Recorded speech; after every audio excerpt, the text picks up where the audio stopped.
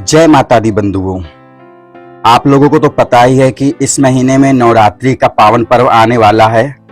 तो आज के इस वीडियो में हम आप लोगों को बताएंगे कि नवरात्रि का पावन पर्व कब है, इसका महत्व क्या है, इस पर्व का शुभ योग कौन सा बनेगा, घट स्थापना, मुहूर्त, पूजा विधि के बारे में। इन सारी बातों के बारे में आज के इस वीडियो में हम बात करने वाले हैं।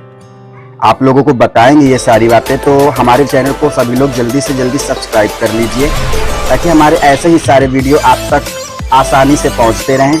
तो आइए दोस्तों शुरू करते हैं वीडियो को। हिंदू पंचांग के अनुसार नवरात्रि अश्विन मास के शुक्ल पक्ष की प्रतिपदा से नवमी तक मनाई जाती है। इस बार नवरात्रि का महापर्व 26 सितंबर से सोमवार से शुरू होगा और 5 अक्टूबर बुधवार तक जाएगा। फिर 10वें दिन दुर्गा माँ की प्रतिमा का विसर्जन किया जाता है। नवरात्रि हिंदुओं का विशेष पर्व माना जाता है। इस पावन अवसर पर माँ दुर्गा के 9 रूपों की आराधना भी की जाती है, इसलिए यह पर्व 9 दिनों तक मनाया जाता है।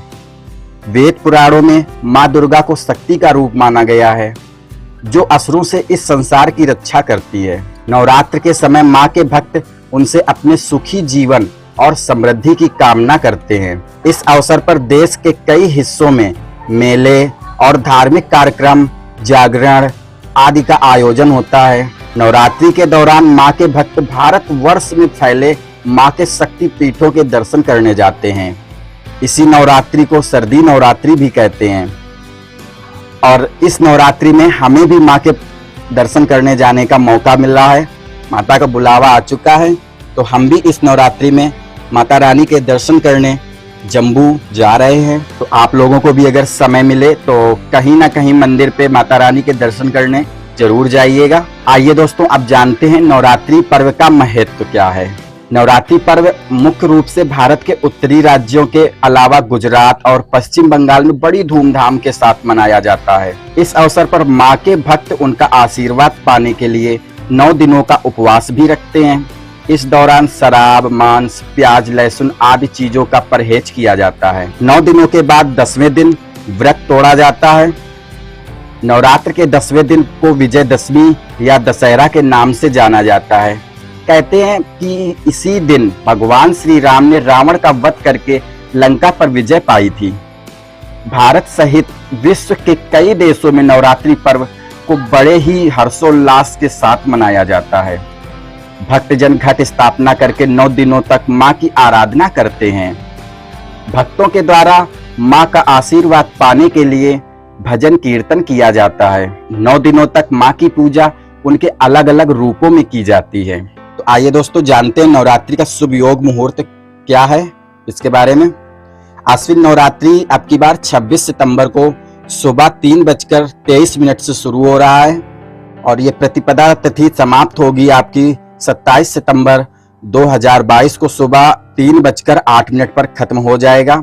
और दोस्तों आइए अब जानते हैं नवरात्रि में हम लोग घट स्थापना की मुहूर्त कब करें, कौन सा शुभ योग है। घट स्थापना की मुहूर्त 26 सितंबर 2022 दिन सोमवार को सुबह 6:28 से 8:01 तक रहेगा, यानी इसकी अवधि 1 घंटा 33 मिनट की रहेगी।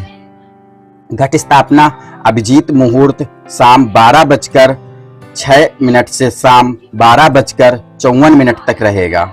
नवरात्रि की तिथियों के बारे में हम आप लोगों को बता देते हैं।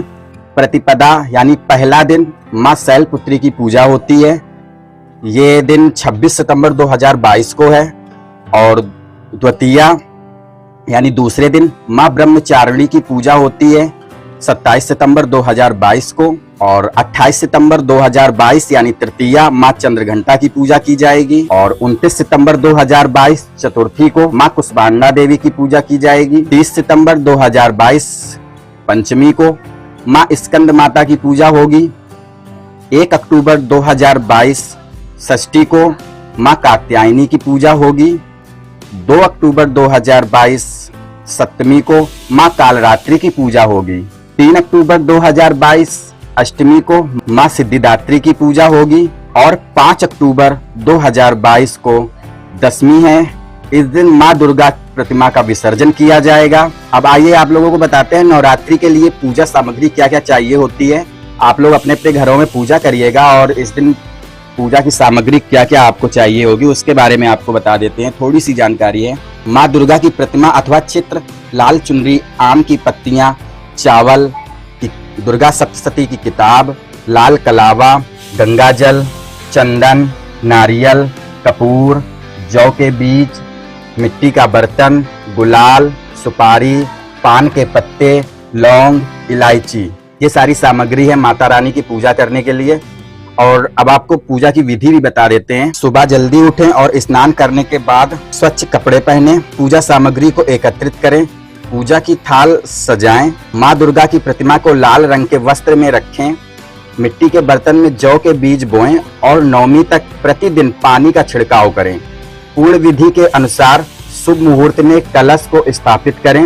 इसमें पहले कलश को गंगा जल से भरें, उसके मुख पर आम की पत्तियां लगाएं और ऊपर नारियल रखें। कलश को लाल कपड़े से लपेटें और कलावा के माध्यम से उसे बांधें। अब इसे मिट्टी के बर्तन के पास रख दें। फूल, कपूर, अगरबत्ती, जौ के साथ पंचोपचार पूजा करें। 9 दिनों तक माँ दुर्गा से संबंधित मंत्र का जाप करें और माता का स्वागत कर उनसे सुख समृद्धि की कामना करें। अष्टमी या नवमी को दुर्गा पूजा के बाद 9 कन्याओं का पूजन करें और उन्हें तरह तरह के व्यंजनों जैसे पूड़ी, चना, हलवा का भोग लगाएं। आखिरी दिन दुर्गा के पूजा के बाद घट विसर्जन करें। इसमें माँ की आरती गाएं, उन्हें फूल चढ़ाएं, चावल चढ़ाएं और बेदी से कलश को उठाएं। तो दोस्तों, आपको हमारी ये जानकारी कैसी लगी? अगर जानकारी हमारी ये पसंद आई हो आप लोगों को तो चैनल को सब्सक्राइब जरूर करिएगा। जय माता दी।